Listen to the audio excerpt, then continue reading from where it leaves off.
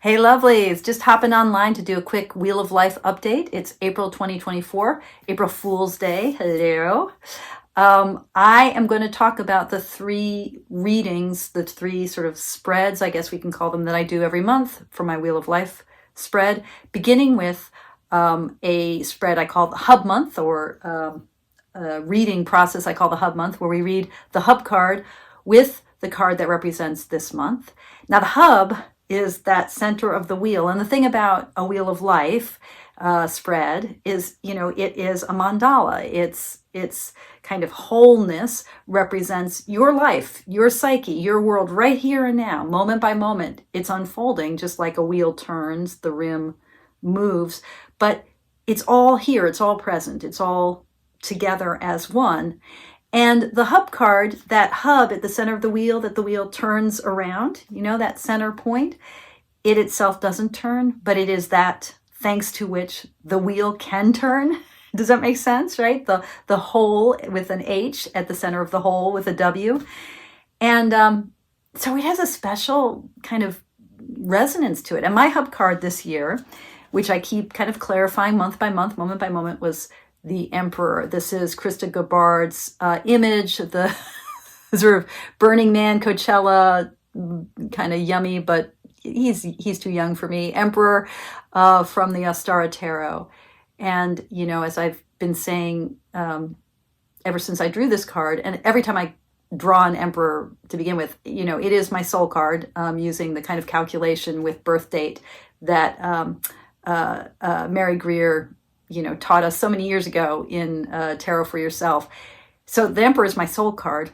It's also just, it so resonates for me, that fourness of the Emperor, the fourth trump, that kind of commitment to not just stability, but to structure and to building a world. And so very much 2024 for me is about clarifying that, that masculine fourness, structuration, energy toward building, energy toward control. I think the best and the worst sides of me are my imperial nature. So this is my hub card. My month card in April is Judgment. And super resonant. When I drew this card, and I knew it was my April card when I drew it back at the end of last year, I instantly knew a meaning for it. So on March 30th, and then celebrate on March 31st, I was kind of inducted into being a lineage holder within my Zen school. So Dharma heir to my teacher. So a full-fledged Zen teacher. Huge. I don't even know. I don't even know really how to talk about that in a way that just doesn't sound absurd. But I've been working with my teacher for 20 years. I met him 20 years ago, and literally 20 years ago, in March of 2004, I asked him for the first time whether I could become his formal student. I didn't even know what I was asking. Anyway, he said no at that time. But I did become his formal student 3 years later, and then became a lay teacher and a Dharma teacher, and now I'm a Zen teacher. I'm officially a Zen teacher. I can call myself that, and I am in the lineage, the Buddha Eye lineage. That's my lineage. Anyway, so when I saw Judgment, which for me is always a card about our calling, the way that we are drawn into the future, into destiny, into our vow, into our highest purpose. And I don't like saying highest purpose because that implies that there are lower purposes, but into our most fulfilled purpose. As I think about this card, that's what it evokes for me, although this depiction of it is really interesting. So, thinking about April as the month in which I start the month as a Zen teacher, as a lineage holder in my teacher's tradition. And what does that mean? What is that calling? How does that relate to my emperorness, my desire to build and to create. As a Zen teacher, I could, start a Zen school, not Zen school, but like a Zen center of my own. I could do that anyway. One can always like do anything in this world, right? But I could kind of, with the sanction of my my school of Zen, I could like open up shop as Zen teacher. Not planning to do that. I do enough teaching as it is. But so how does this world building, structure building, look at all the plans that he has projected onto his own body, the way in which he is drawing in the lines of his life, how does that express itself? How does that masculine side of me express itself? That side of me that actually does express and yearn for power, Power is not necessarily a bad thing, although it can be. So where is that in me? And this depiction of the Judgment card, doesn't just show us an angel calling forth spirits into the heavens, doesn't just picture us the angel of reckoning, and the angel who, as Arthur Waite says in the Pictorial Guide to the Tarot, he talks about, there's that which calls to our higher nature, that calls us from the depths of our most lowly form into our highest self. This depiction is much more a depiction, I think, of a kind of mercy. So you've got these two soldiers, and this guy's missing a hand, his bloody stump. The kind of suggestion is that this, at least one way of reading it, is that this soldier injured this one. And this is a moment, see how her hand is touching lightly to his head, a moment of forgiveness, a moment of reckoning that's also a moment of mercy. I don't know what to do with this depiction of this card, but I do somehow that deeply, the compassion, the deep compassion of this angel who's also wielding a sword, that combination of wisdom, judgment, the sword of Manjushri, we'd say in Zen Buddhism, the sword of like that wisdom that cuts through delusion, but it's wielded with such mercy and grace and such lightness. And this angel seems very gendered female, although she's carrying the sharpest of swords. So there's something about that to think about it in Kabbalistic terms, the combination of Gevura and Chesed, of the severity, the judgment and mercy of the Lord, wisdom and compassion, we'd say in a Zen context. That seems to be what Judgment is expressing here, and somehow how it's making sense of the Emperor's imperialness. And by the way, can I just say, clearly this color resonates with me, this sage green. Okay, so that's my hub month.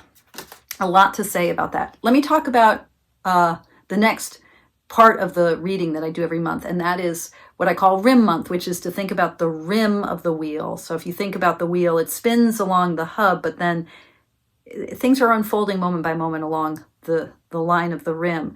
And where we were in March was the Four of Wands, which, just this sense, there are a lot of ways in which it was really a month of me feeling at home, including last week, which I spent in residence at my Zen temple, and just really feeling the sustaining practice container of a temple, of a really happily functioning temple. And when I say temple, think sort of like urban monastery. Okay, there are residents who are there, and there's stuff that happens in the day, and there's a garden, and we eat, and it's I'll just do this. It has a certain monastic flavor, but it's open to the public in the way that a church or temple would be. And so it was really nourishing in that kind of Four of Wands home-like way. That was the March card. If we think about that in relationship to Judgment, right? So how does I think this is about the temple in my life, and about home. And I am not a priest. I am not a shaved head renunciate. I am a lay teacher. How does that play out? And, certainly my involvement in tarot and in this world that I share with you guys. I mean, this is, I'm in the world, but how does that relate to my relationship to my temple? And then this Two of Wands, and this is Julia Iredale's imagery, which I think is just gorgeous. This Two of Wands, which is my card for next month, for May.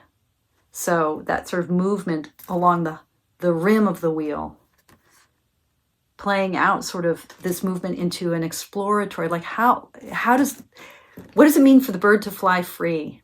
Can I go into that path of freedom? Where is freedom? And that sort of a trajectory that seems to be unfolding for me right now. What does it mean to move freely into my life? It's a good question for all of us. Like, how does freedom happen? Does that question resonate at all?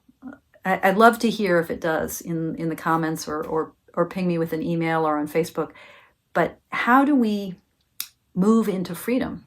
That seems to be our birthright as humans, with our big old brains and our even bigger hearts.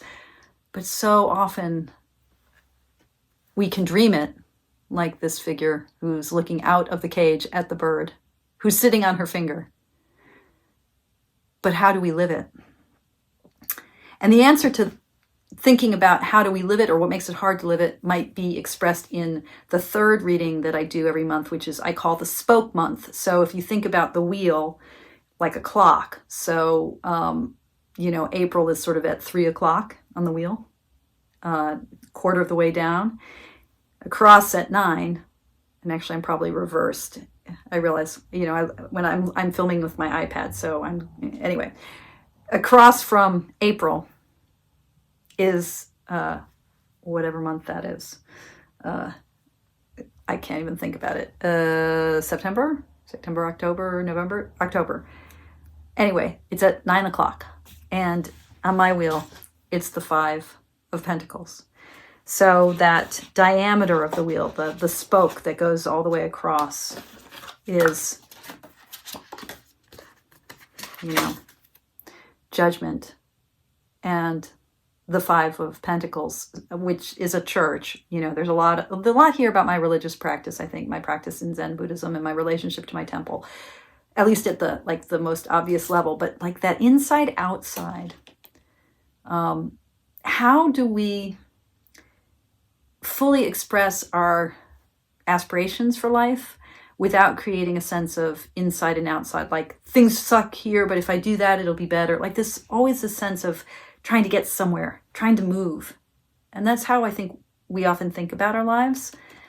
But in my experience, the sense of freedom and spaciousness and true creativity, when I have stumbled into that, it doesn't feel like inside outside. It doesn't have that flavor of the 5 of Pentacles of scarcity or lack, that sense of being on the outside of a vibrant, warm, safe place. And here in this depiction by Molly Applejohn of the 5 of Pentacles, the snake, Kundalini maybe, vital energy, but it's an asp, so it's also deadly, is wrapping all the way around her and kind of leading her forward, like death is leading her forward, the energy of death, not nourishing, abundant sense of wealth and prosperity. So how does my vocation in life express itself in a way that feels abundant and not something that creates scarcity, a sense of I'm not there yet, or I have so much to do, or it's better over there, it's worse over here? How do I create real abundance and openness? There's a lot here. I don't know if any of this made sense or resonates. Eager to hear your thoughts. Eager to hear if you've done a Wheel of Life, what your April is teaching you. Okay, that's all for now. As always, thank you guys for watching. Thank you for your practice. May you be well. Toodles.